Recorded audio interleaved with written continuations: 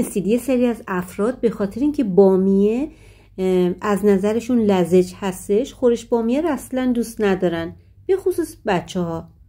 ولی بر اساس اینکه سبزیجات هر کدوم ویتامین های خاص خودش رو داره و برای سلامتی مفید هستش، باید سعی کنیم با روش پخت و ادویه هایی که داخلش استفاده میکنیم این سبزیجات رو از سبد غذایی خانواده‌مون حذف نکنیم. امروز میخوام خورش بامیه درست کنم به یه روشی که همه پسند باشه. طی پختش 2 نکته هم بهتون میگم، یکی راجع به پخت گوشت و دومی اینکه بامیه‌تون داخل خورش به هیچ وجه لزج نشه. ببینید دوستان، من پیاز رو نگین ریز کردم کنار گذاشتم.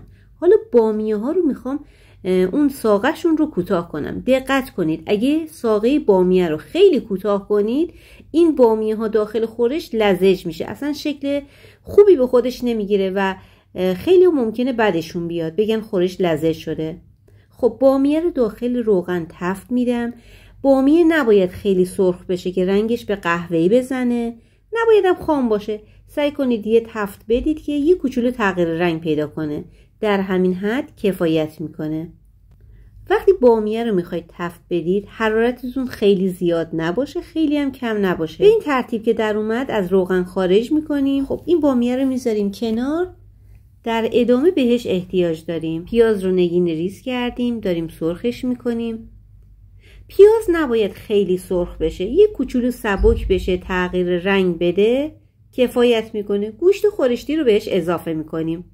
دوستان ما اومدیم مسافرت، یعنی در واقع اومدیم این یکی خونمون توی یکی از شهرهای مجاور استان گیلان هستش. متاسفانه اینجا نور زیاد مساعد نیست چون پای دوربین رو همراهم نیاوردم، باید ببخشید اگر یک مقدار تصاویر کدر هستش. خب گوشت رو با پیاز تفت دادم، بهش زردچوبه رو اضافه کردم. گوشت و زردچوبه و پیاز رو کاملا با هم تفت میدیم.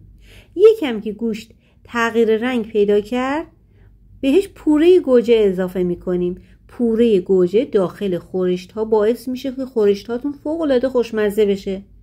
دقت کنید که خیلی از افراد و خیلی از قدیمی ها داخل قیمم پوره گوجه استفاده میکردن. سعی کنید از میزان ربی که استفاده میکنید همیشه کم کنید و از گوجه پوره شده استفاده کنید همزمانش. خب پوره گوجه رو با گوشت و پیاز تفت میدیم، کاملا آبش کشیده بشه و به روغن بیفته.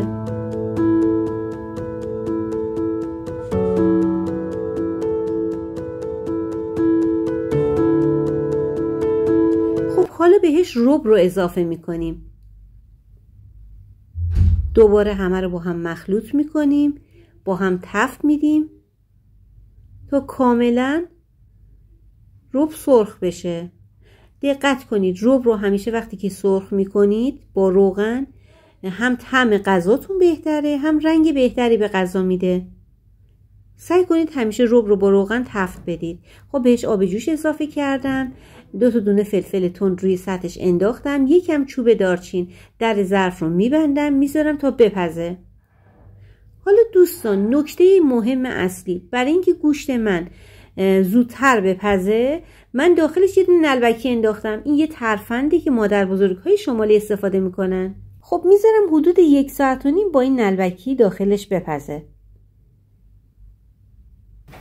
در اینجا کاملا گوشت پخته، نلبکی رو از داخلش در آوردم. حدوداً 20 دقیقه آخر زمان پخت هستش. بهش نمک و فلفل اضافه میکنم، بامیه هایی که تفت دادم کنارش میریزم و دقت کنید حتما چوب دارچین رو از داخلش خارج کنید و چند تا دونه گوجه رو 2 نیم کردم و سرخ کردم، اونها رو هم کنارش قرار میدم.